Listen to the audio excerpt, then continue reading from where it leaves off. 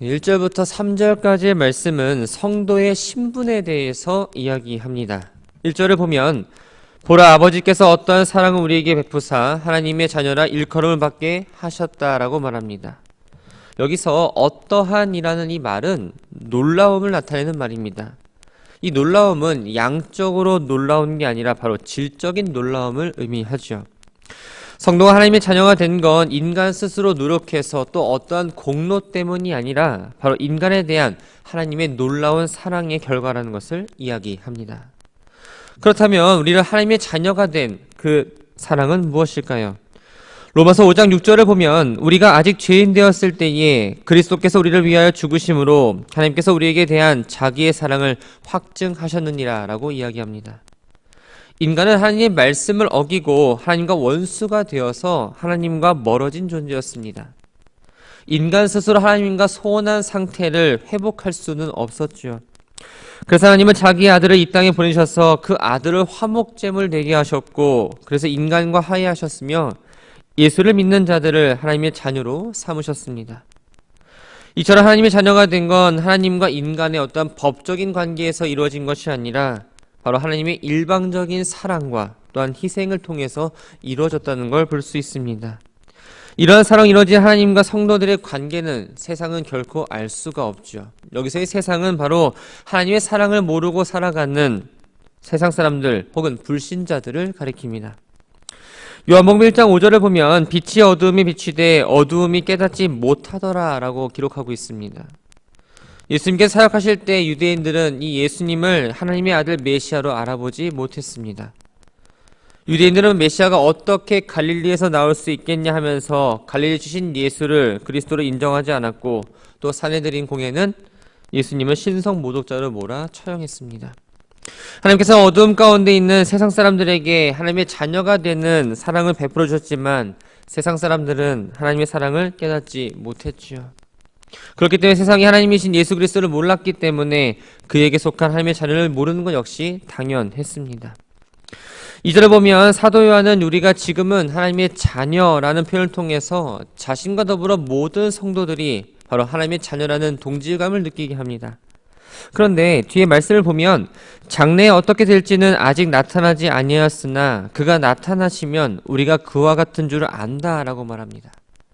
당시 영지주의자들은 하나님을 경험하고 만나는 사람은 바로 즉각적으로 완전한 자로 변모된다고 가르쳤습니다.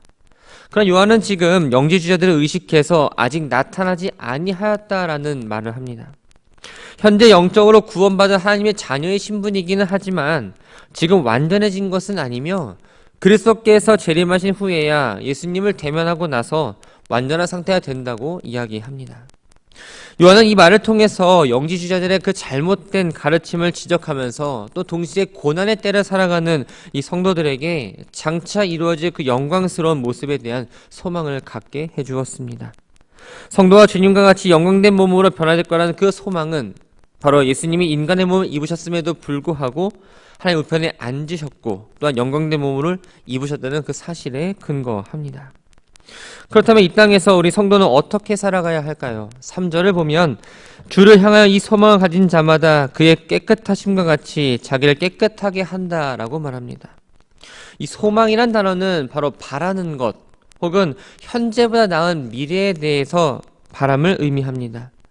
본문의 이 소망이란 바로 그리스도가 재림하는 그날 그리스도와 같이 거룩하고 영화롭게 변모될 것을 기대하는 그 소망을 가리키고 있죠. 성도는 하나님의 사람 또한 하나님의 자녀입니다. 예수님이 재림하실 때 거룩한 예수님과 대면함으로써 예수님처럼 거룩하고 영화롭게 변화될 것이기 때문에 이러한 소망을 가지고 우리에게 주어진 그 삶 가운데에서 죄를 짓지 않고 깨끗하고 거룩하게 살아야 한다고 권면합니다. 4절부터 12절까지의 말씀을 보면 하나님의 자녀는 불법을 행하지 않고 그리스도 안에 거하는 삶을 살아야 한다고 권면하고 있습니다. 4절을 보면 죄를 짓는 자마다 불법을 행하나니 죄는 불법이라고 말합니다. 이 죄를 뜻하는 단어 하마르티아는 원래 관역에서 빗나가다라는 의미입니다. 하나님께서 정해놓으신 그 의로운 길을 벗어나서 가지 말아야 할 길을 자기 마음대로 걸어가는 것, 즉 다시 말하면 하나님이 정하신 법으로부터 벗어난 모든 행위를 말합니다. 불법이란 법이 없는 상태로서 불법을 행한다는 건 하나님의 법을 깨트리는 걸 의미하죠. 요한은 하나님으로부터 떠나 인간 본성대로 살아가는 것 그 자체가 곧 하나님의 법을 위반하는 것이라고 이야기합니다. 이것은 진리와 교리를 왜곡해서 하나님을 거스르는 범죄를 저질러도 자신의 행위에 대해서 합리화시키고 또 잘못된 사상과 가르침으로 성도들을 미혹했던 이 당시 영지주의자들의 행위 역시 불법을 저지르는 행위였다는 걸 지적하고 있습니다. 5절은 그리스도가 인간의 몸으로 이 땅에 온 목적에 대해서 이야기합니다. 그가 우리 죄를 없애려고 나타나신 것을 너희가 아나니 그에게는 죄가 없느니라. 그리스도는 하나님께서 인간을 구원하시고 영광을 주시기 위해 창세전에 이미 예비해 놓으신 분입니다. 즉 감추어진 비밀이었죠. 그러나 감춰진 비밀은 하나님이 계획하신 때에 세상에 드러내셨습니다. 죄가 없는 존재만이 이 죄를 범한 인류를 대신해서 그 죄를 속할 수 있었는데 인간의 죄를 대속하시고 또한 구원하시기 위해서 죄가 없으신 예수 그리스도를 이 땅에 보내셨습니다. 하나님의 순전한 어린 양으로서 죄가 없으신 그 상태로 자신을 제물로 바쳤던 거죠. 이 사실은 제자들의 입에서 입으로 전달되었고 이 편지를 받는 성도들 역시 이미 듣고 알고 있던 내용이었습니다. 사도행 6절에서 성도가 범죄하지 않을 조건을 대해서 얘기하고 있는데 그것은 바로 그리스도 안에 거하는 삶이라고 이야기합니다. 그리스도에는 죄를 용서받고 죄로부터 해방되어 의롭게 되었지만 여전히 죄를 짓게 되는 영향력부터 완전히 벗어날 수는 없었습니다. 죄를 지을 수밖에 없는 존재로서 요한은 죄가 없으신 예수 그리스도와 함께 지속적인 관계를 통해서 맺고 있을 때 바로 하나님의 뜻을 거스르는 범죄를 하지 않는다라고 이야기하고 있는 거죠. 그러나 범죄하는 자, 즉 습관적으로 계속해서 죄를 짓는 사람은 깨끗하고 의로우시며 또 죄가 없으신 그리스도와의 관계 맺는 것을 거부하기 때문에 그들은 당연히 하나님을 모를 수밖에 없습니다. 7절에 보면 요한은 성도들에게 아무도 너희를 미혹하지 못하게 하라라고 말합니다. 사단의 지배에 있는 이단들은 성도에게 접근해서 하나님의 말씀에 대한 의심을 불러일으키도록 합니다. 사단은 하와를 미혹할 때 하나님 말씀에 대한 의심을 불러일으켜 하나님의 말씀을 등지게 만들었고 더 나아가서 교묘히 속여서 하나님으로부터 떠나는 불순종을 하도록 만들었습니다. 마찬가지로 당시 대표적 이단이었던 영지주의자 역시 육체는 범죄하여도 영은 구원받을 수 있다는 등의 거짓 진리를 가지고 성도들을 계속적으로 유혹을 했던 겁니다. 요한은 많은 적그리스도가 등장해서 거짓 가르침으로 이 성도들을 미혹하여 그들의 멸망에 이르게 한다라고 생각했습니다. 그래서 사도들이 전해준 그 복음의 진리를 굳게 붙잡고 예수 그리스도 안에 거함으로 거짓된 가르침에서 벗어나 의로운 삶을 살라고 지금 권면하고 있는 겁니다. 8절부터 10절까지의 말씀을 보면 마귀에 속한 자와 또 하나님께 속한 자를 대조시켜서 하나님의 자녀된 성도의 삶이 어떠해야 하는지에 대해 이야기합니다. 8절을 보면 요한은 죄를 짓는 자들에 대해 예수님께서 바리새인들에게 말씀하셨던 것처럼 마귀의 자녀라고 이야기합니다. 요한복음 8장 44절을 보면 마귀는 처음부터 살인한 자요 진리가 그 속에 없어 진리에 서지 못하고 항상 거짓을 말하는 거짓의 압이라고 말하고 있습니다. 이러한 마귀는 하나님께 대적하여 최초로 하나님의 뜻을 어긴 불법자였습니다. 이처럼 죄의 근원은 바로 마귀에게 있으며 죄를 범하는 건 즉 마귀가 하는 일입니다. 따라서 죄를 짓는 자는 마귀의 자녀라고 말할 수가 있는 거죠.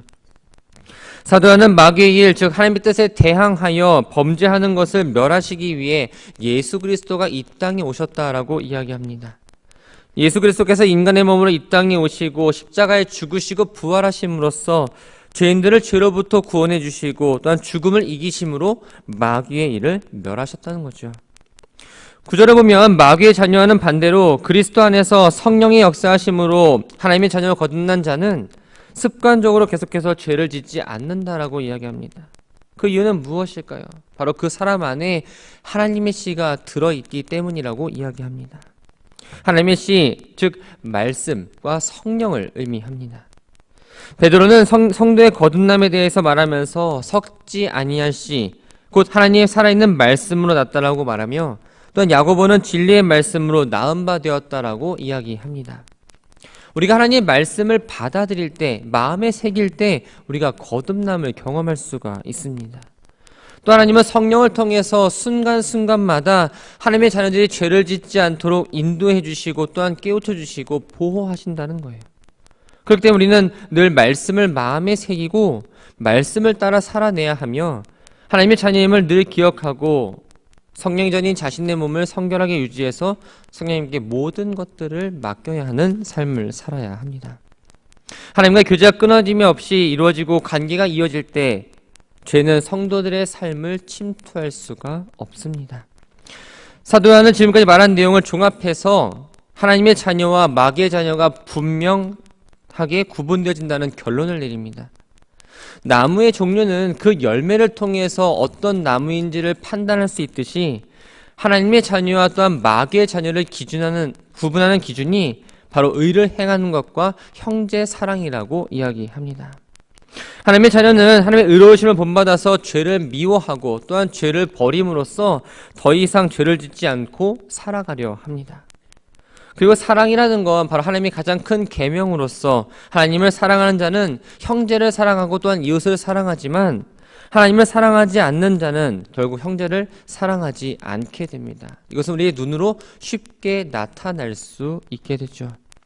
그러므로 의를 행하고 사랑하는 자는 하나님의 자녀라고 말할 수 있지만, 그렇지 않은 자는 즉 마귀의 자녀라고 말할 수가 있습니다. 11절과 12절 말씀은 하나님의 자녀라는 신분을 가진 성도가 마땅히 사랑과 의를 행해야 한다고 이야기합니다. 11절 말씀을 보면 우리가 서로 사랑할지니 이는 너희가 처음부터 들은 소식이라고 말합니다. 여기서 처음부터라는 이 표현은 편지를 받는 성도들이 그리스도를 믿기 시작할 때부터라는 의미입니다. 초대교회 공동체는 사도들로부터 서로 사랑하라라는 이 메시지를 들었습니다. 사도들이 이러한 메시지를 선포할 수 있었던 건 바로 예수님께서 직접 그들에게 서로 사랑하라는 교훈을 주셨기 때문입니다. 요한은 형제 사랑의 실천을 이야기하고자 가인을 예로 들어 이야기합니다. 가인은 인류 최초의 살인자로서 형제를 사랑하라는 그 계명을 어긴 대표적인 인물입니다. 사실 가인은 제사를 드리기 전부터 지속적으로 하나님에 대한 그 불순종과 불신과 악한 모습으로 살아왔고, 반대로 아벨은 하나님에 대한 그 믿음과 순종, 의로운 모습으로 살아왔습니다. 이러한 삶의 차이는 결국 그들의 제사는 하나님 앞에서 상반된 결과를 맞이하게 됩니다. 가인은 자신과 대조적인 동생의 의로움에 시기해서 살인을 저질렀는데, 그 의로움을 시기하고 질투하고 미워하는 게 바로 마귀의 행위라고 이야기합니다. 즉 성도는 마귀의 자녀가 아니기 때문에 하나님에 속한 자녀이기에 날마다 의를 행하고 또한 형제를 사랑하며 실천하는 삶을 살아야 한다는 권면으로 오늘의 말씀을 마무리합니다. 말씀을 정리합니다. 우리는 성도로서 주님의 재림을 바라며 또한 주님의 다시 오실 때를 기다리며 하루하루를 살아가고 있습니다.